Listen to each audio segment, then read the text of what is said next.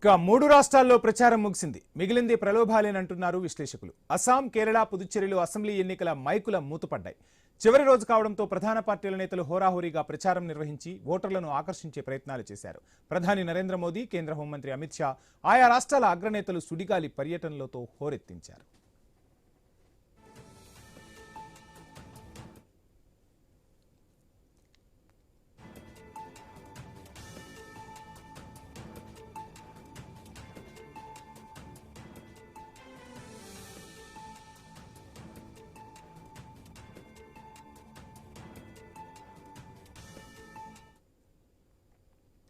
ఇక ఈ నెల 9న అస్సాం, కేరళ, పుదుచ్చేరిలో పోలింగ్ జరగనుంది. అస్సాంలో 126 స్థానాలు, కేరళంలో 140 స్థానాలు, పుదుచ్చేరిలో 30 స్థానాలకు ఎన్నికలు జరుగుతాయి. మే 4న ఓట్ల లెక్కింపు చేపట్టి ఫలితాలు వెల్లడించనున్నారు. దీంతో ఈ మూడు ప్రాంతాల్లో ఎన్నికల ఉత్కంఠ తారాస్థాయికి చేరుకుంది. ప్రధాన రాజకీయ పక్షాలు చివరి నిమిషం వరకు ప్రచారాన్ని హోరెత్తించాయి. కేరళంలో ఎల్డీఎఫ్, యూడీఎఫ్, ఎన్డీఏల మధ్య, అస్సాంలో బీజేపీ, కాంగ్రెస్, పుదుచ్చేరిలో కూటముల మధ్య తీవ్ర పోటీ నెలకొంది. పార్టీల అగ్రనేతలు చివరి నిమిషం వరకు ఓటర్లను ఆకట్టుకునేందుకు ర్యాలీలు, బహిరంగ సభలను నిర్వహించారు.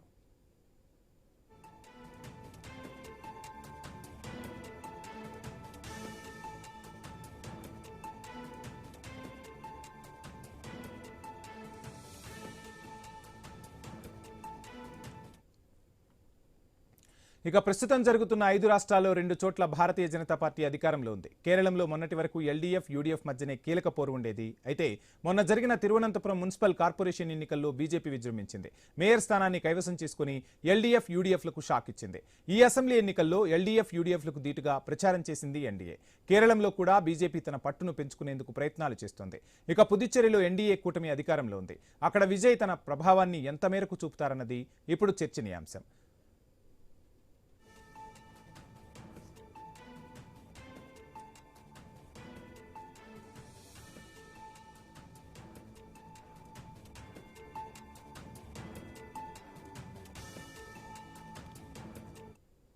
ఇక అస్సాంలో మాత్రం 10 ఏళ్లుగా భారతీయ జనతా పార్టీ అధికారంలో ఉంది. మూడోసారి గెలిచి హ్యాట్రిక్ కొట్టేందుకు బీజేపీ ముమ్మర ప్రయత్నాలు చేస్తుంది. రాష్ట్రంలో ఉన్న ప్రజా వ్యతిరేకతను బట్టి ఫలితాలు ఉంటాయన్న టాక్ వినిపిస్తోంది. ప్రజలు మార్పును కోరుతున్నారా, బీజేపీకి పట్టం కడతారా అన్నది మాత్రం కొంత అయోమయంగా ఉందంటున్నారు పొలిటికల్ విశ్లేషకులు.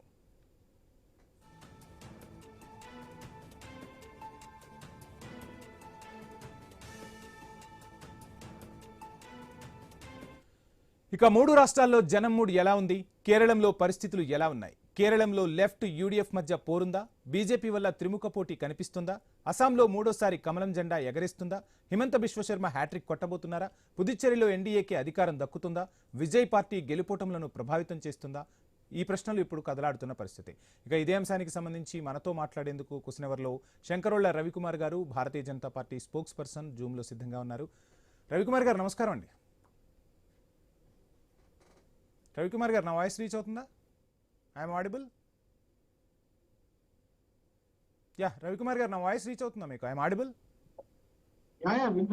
Yeah, good evening. మొత్తంగా చూస్తున్నాం, ప్రచారం అయితే కంప్లీట్ అయిపోయింది. ఇక ప్రలోభాల పర్వానికైతే పార్టీలు తెరలేపుతాయి అండ్ పోల్ మేనేజ్మెంట్ అనేది కూడా ఇంపార్టెంట్.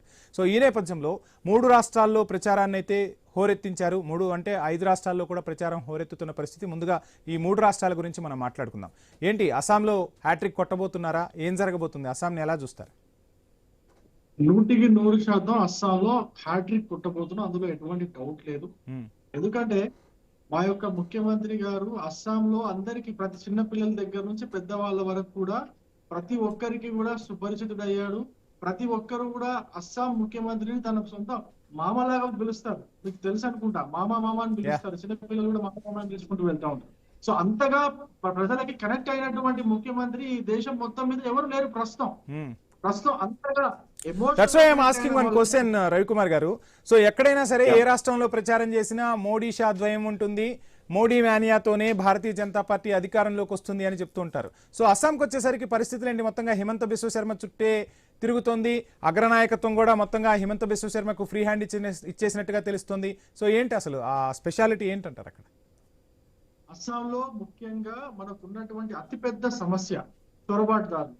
అక్కడ బంగ్లాదేశ్ నుంచి కావచ్చు, మయన్మార్ నుంచి కావచ్చు, అక్కడ అస్సాంలోకి చొరబడి అక్కడ ఉన్నటువంటి జియోగ్రఫీని, డెమోగ్రఫీని కంప్లీట్ గా మార్చే ప్రయత్నం ఏదైతే చేస్తున్నారో ఆ ప్రయత్నానికి ఆయన అడ్డుకట్టలు వేస్తున్నారు.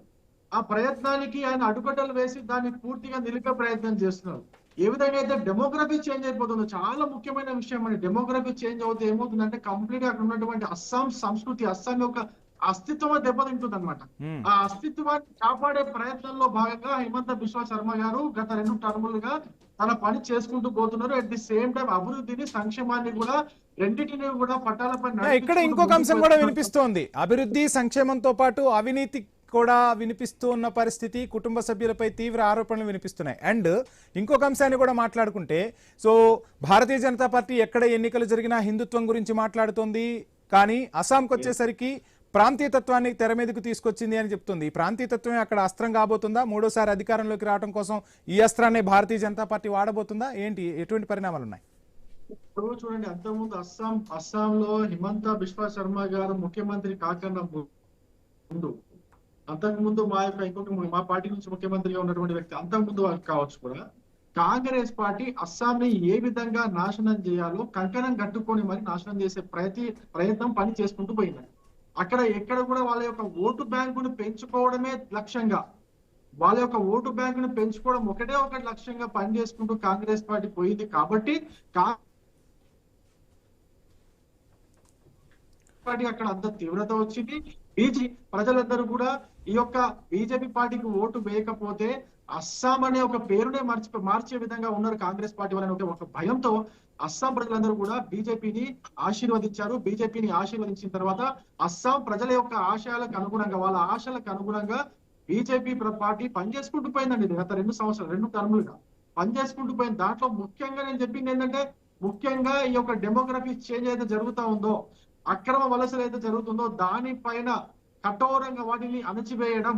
అక్కడ ఎక్కడ కూడా అస్సాం సొంతంగా ఎక్కడైతే వాళ్ళు ఉన్నారో, అంటే సొంతంగా అక్కడ ఉన్నటువంటి జాతులు అయితే ఉన్నాయో ఆ జాతుల యొక్క అస్తిత్వాన్ని కాపాడడానికి అయితే కంకణం కట్టుకున్నారో దాన్ని పూర్తి నిబద్ధతతో పనిచేసుకుంటూ వచ్చారు. కాబట్టి రెండోసారి మాకు అవకాశం ఇచ్చారు.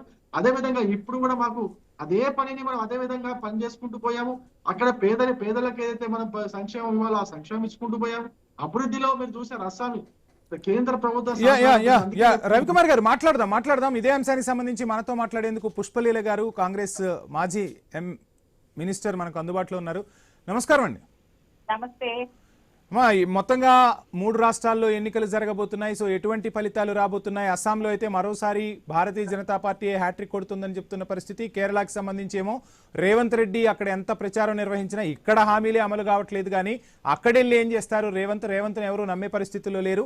కాంగ్రెస్ 6 గ్యారంటీలు కల్లబొల్లి మాటలని చెప్తున్న పరిస్థితి. ఇక పుదుచ్చేరి గురించి కూడా మాట్లాడదాం. సో ఏం ఆన్సర్ చేస్తారు? ఎలా ఉండబోతున్నాయి అనుకోవచ్చు ఫలితాలు?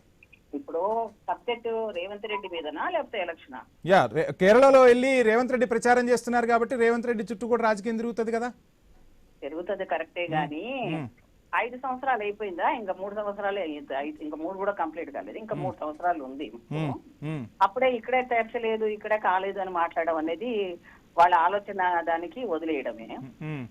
తర్వాత రేవంత్ రెడ్డి ప్రచారం మీద ఏం నష్టం జరిగిందని అధికారంలో ఉన్న వాళ్ళం కాబట్టి వేరే రాష్ట్రంలో కూడా అధికారం కోసం ఒక ముఖ్యమంత్రి గారు రావడం అనేది గొప్ప విషయం, పాజిటివ్ గా తీసుకో. కానీ ఎక్కడ అడుగు పెట్టినా గానీ ఫలితాలు తారుమారవుతున్నాయి. రేవంత్ అడుగు పెట్టకపోవటమే బెటర్ అన్న విమర్శలు కూడా వినిపిస్తున్నాయి. మరి ఎవరన్నారో కొంచెం నాతో మాట్లాడించండి. అన్ని పార్టీల నుంచి వినిపిస్తున్న విమర్శే, ఇటు బీఆర్ఎస్ నుంచి కానీ భారతీయ జనతా పార్టీ నుంచి కానీ ప్రతి ఒక్కళ్ళు కూడా. అటు బీహార్ వెళ్ళారు, ఏం జరిగింది? అన్ని రాష్ట్రాల్లో వెళ్తున్నారు కానీ రేవంత్ చూసి జనం రావట్లేదు, అక్కడ ఓట్లు రావట్లేదు అని నమ్మే పరిస్థితి లేదని వినిపిస్తుంది. ఇప్పుడు ఈవీఎంల దాంతో ఆల్రెడీ ఫిక్స్ చేసుకున్న ఎలక్షన్స్ అండి ఇవన్నీ. రేవంత్ రెడ్డిని దేవుడు వచ్చినా కూడా వాళ్ళు ఫిక్స్ చేసుకుని ఉన్నారు బీజేపీ వాళ్ళు. కాబట్టి ఇప్పటి వరకు 11 మరి ఆ ఈవీఎంలు తెలంగాణలో పనిచేయలేదంటారా? తెలిసినాయి కానీ కొన్ని చేయబోయారు కానీ కుదరలేదు. ఎందుకంటే ప్రజలు తెలంగాణ ఇచ్చింది కాబట్టి అది గుర్తు చేసుకుని సోనియా గాంధీకి గుర్తుగా ఇవ్వాలనుకున్నారు, మ్యాండేటరీ ఇచ్చారు. అందువల్ల దానికి దీనికి ముడిపెట్టడానికి లేదు.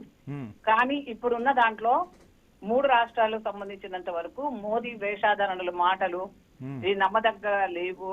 అలాగే ఎస్టీన్ ఫైల్ వచ్చింది. ఎస్టీన్ ఫైల్ లో బేటీ పడావో బేటీ బచావో అన్నాడు. చిన్న అమ్మాయిలు కూడా ఏ రకమైన చేశారని ఎన్ని వేల ఫైల్స్ వస్తున్నాయి, ఎన్ని వీడియోస్ వస్తున్నాయి. సో ఆ అంశం గురించి మాట్లాడదాం ఖచ్చితంగా. మరి ఆయన గ్రేట్నెస్ చెప్పుకుంటూ తపన కొట్టే వాళ్ళు, భజన చేసే వాళ్ళు బీజేపీ గెలుస్తుంది, తారుమారు అవుతాయి అంటున్నారు.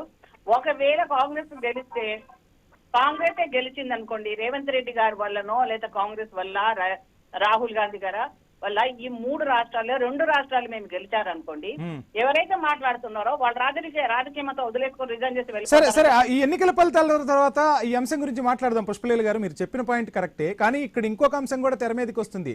ఒక జాతీయ పార్టీ, సో గణ చరిత్ర ఉన్న కాంగ్రెస్ పార్టీ సీట్ల విషయంలో శాసించాల్సింది పోయి ఆయా రాష్ట్రాల్లో ఆశించాల్సిన పరిస్థితికి వచ్చింది. సో ఏంటి కాంగ్రెస్ అగ్రనాయకత్వం ఏం చేస్తుందన్న విమర్శ కూడా మీపై వినిపిస్తుంది.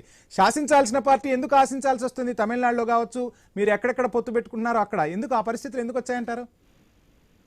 ఇప్పుడు ఇంతకు ముందు ఉన్న గవర్నమెంట్ లో నేషనల్ పార్టీ అయినప్పటికీ కూడా మరి ఇప్పటి వరకు ఉన్న రాజకీయ పరిస్థితుల లోపల మీకు మమతా గారిది కానివ్వండి, లేదా తమిళనాడులో కానివ్వండి, అక్కడ భాష మీద వేరే వాళ్ళని రానివ్వకుండా స్టాలిన్ గారు చాలా కట్టుదిట్టంగా పనిచేస్తారు.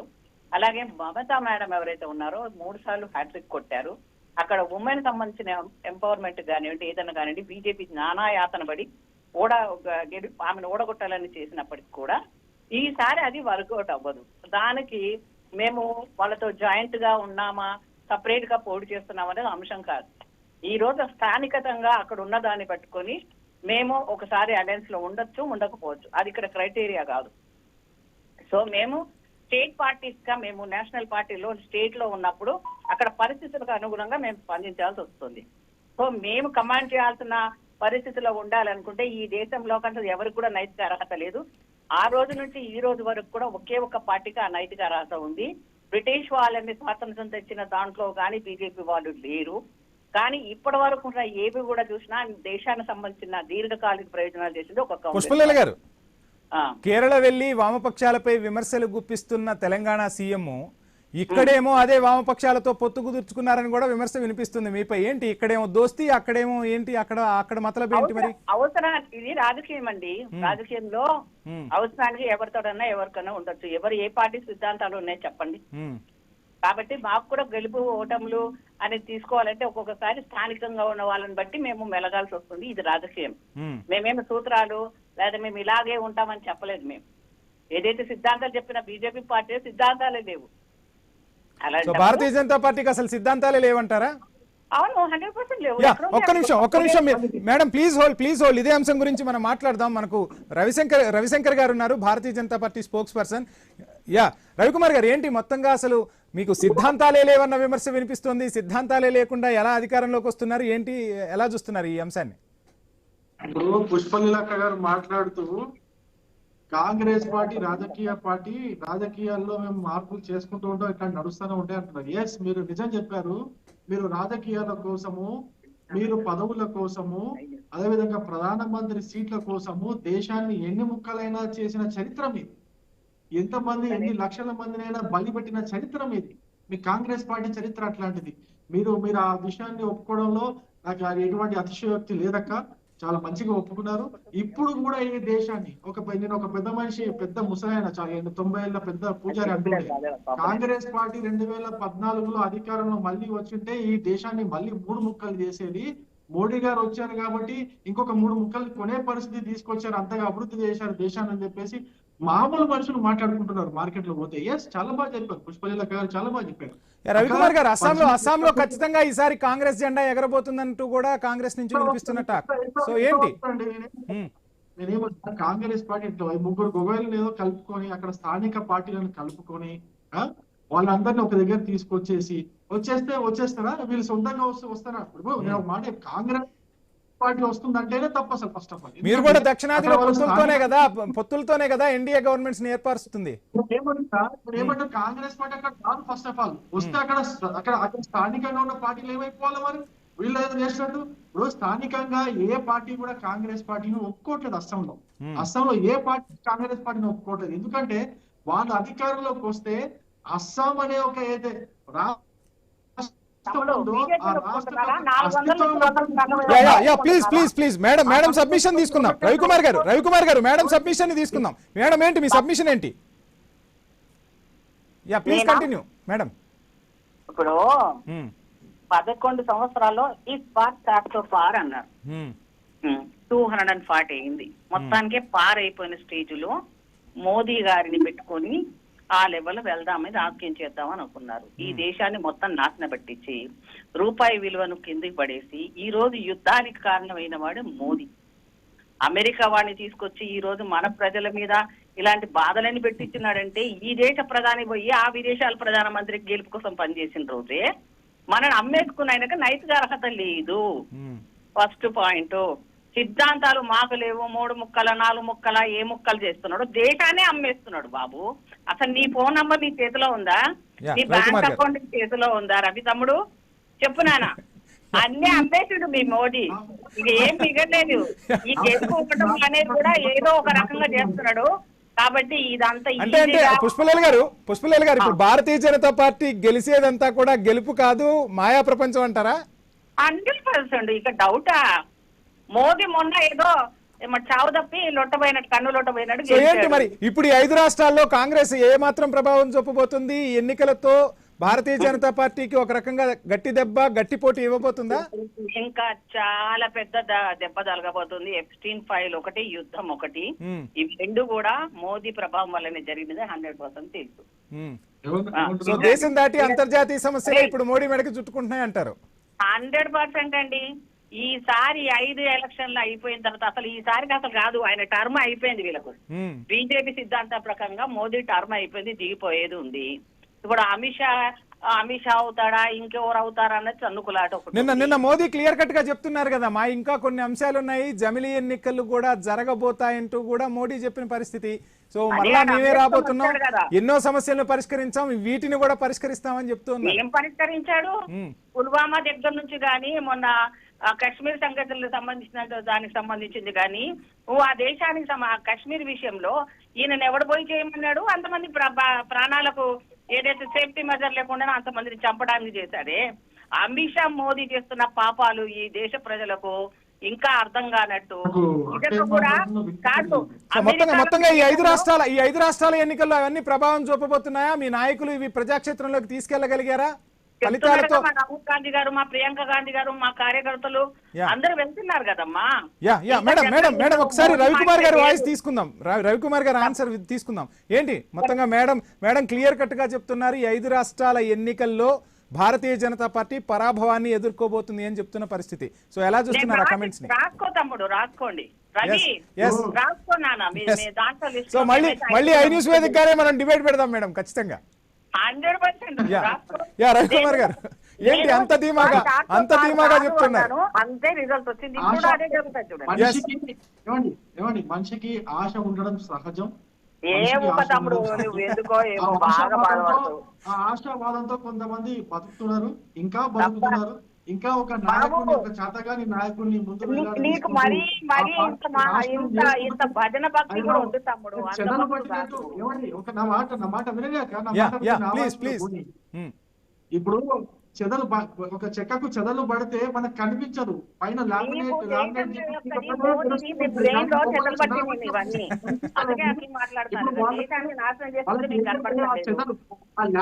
బయటికి తీస్తే ఆ చెదలు ఎంత ఉన్నదని వాళ్ళకి తెలుస్తుంది. చెదలెవరో, ఈ దేశానికి పాపాత్ములు ఎవరో, ఈ దేశాన్ని ఇన్ని రైతులకు ఉసులు పోసుకొని, నిరుద్యోగులకు ఉసులు పోసుకొని 2 లక్షల ఉద్యోగాలేవి కమ్మి, 2 లక్షల ఉద్యోగాలేవి. అవి చెప్పు మాకు. రైతులకు ఇష్టవాడు గారు ఏంటి కమ్మి చెప్పు. ఆశ, అది కూడా ఆశ లేకపోతే మీరు సచిన పావులా అవుతారు కాబట్టి కొంచెం మాకు ఆశ ఎప్పుడు ఉంటది. మీరు మధ్యలో వచ్చి నిన్నమొన్న వచ్చి ఈ 11 పుష్పలేల గారు రవికుమార్ గారు ఇంకొక క్వశ్చన్ కూడా వినిపిస్తుంది. వాయనాడ్ నుంచి అటు ప్రియాంక ఉన్నారు, ఖచ్చితంగా కేరళలో ఈసారి కాంగ్రెస్ పార్టీ విజయం సాధించకపోతే కాంగ్రెస్ అగ్రనాయకత్వం కుదేలేనా అన్న ప్రశ్న కూడా వినిపిస్తోంది. సో ఏంటి కాంగ్రెస్ ఫలితాలతో కాంగ్రెస్ అగ్రనాయకత్వం ఏం చేయబోతుంది కేరళ ఫలితాలతో? 100% మేమే గెలుస్తాం తమ్ముడు. గెలిచే పరిస్థితే లేదు. కేరళలో కాంగ్రెస్ స్వామి, నువ్వు నేను మాట్లాడుకుందాం మనం ఇద్దరం గానీ, నీకు నాకు గొడవ ఎందుకు గానీ. ఏంటి పుష్పలీల గారు, మొత్తంగా కేరళ ఎలక్షన్స్ కి తెలంగాణ సీఎం ఫైనాన్స్ చేస్తున్నారన్న టాక్ కూడా వినిపిస్తోంది.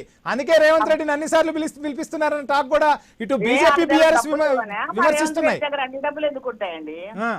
ఏం మాట్లాడతారండి బాబు? జనాల స్పందనతో కేరళలో అందరూ మరి మోదీ దగ్గర ముఖ్యమంత్రి అకౌంటే ఉంది కదా నాయన. నంబర్లు రాసి ఈ మోదీ దగ్గర స్పెషల్ అకౌంట్ ఉంది. జనాల డబ్బులు తీసుకొని ఆయన వేసుకున్నాడు. ఆ డబ్బులు తీసుకున్నాడేమో. రవికుమార్ గారు ఆన్సర్ తీసుకుని మీకు టైం ఇస్తాను. యా మేడం, ప్లీజ్ చెప్పండి. సో ఏం చేయబోతుంది? కేరళలో కాంగ్రెస్ జెండా ఎగరబోతుందా?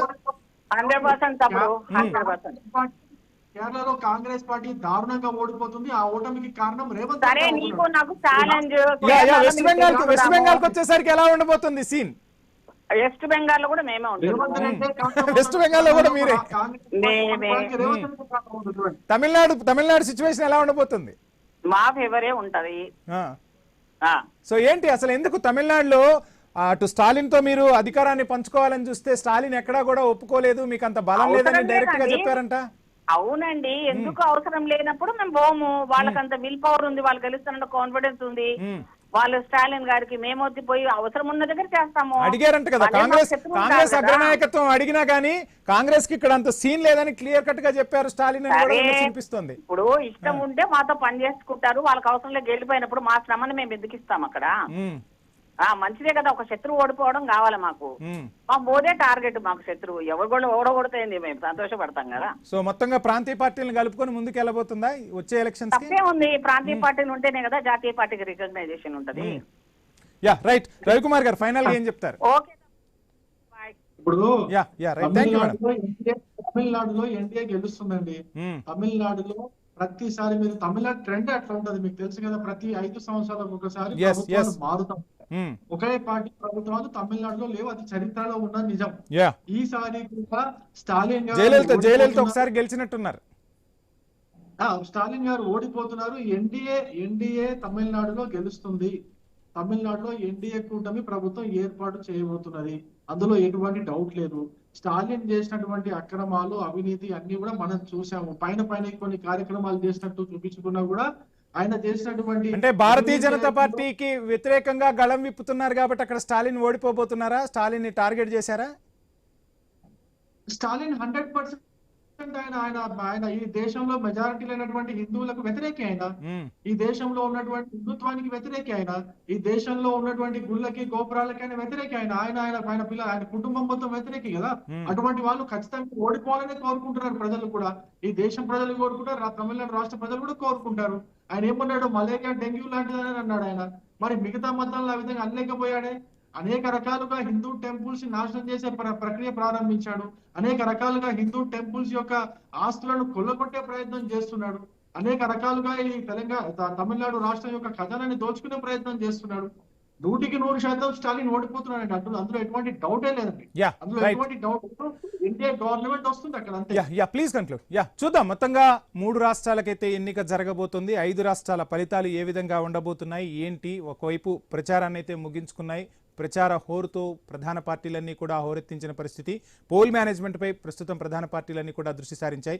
ఏ విధమైన ఫలితాలు రాబోతున్నాయి, పోల్ ఏ విధంగా జరగబోతుంది అనేది మాత్రం వేచి చూద్దాం. సో ఎలక్షన్ బ్యాటిల్కి సంబంధించి minute to minute updates I news అందిస్తూ ఉంటుంది. సో చర్చలో పాల్గొన్న రవికుమార్ గారికి, అదేవిధంగా పుష్పలీల గారికి ఐ న్యూస్ తరపున ప్రత్యేక ధన్యవాదాలు. ఇది ఇవాల్టి స్పెషల్ క్వశ్చన్ అవర్.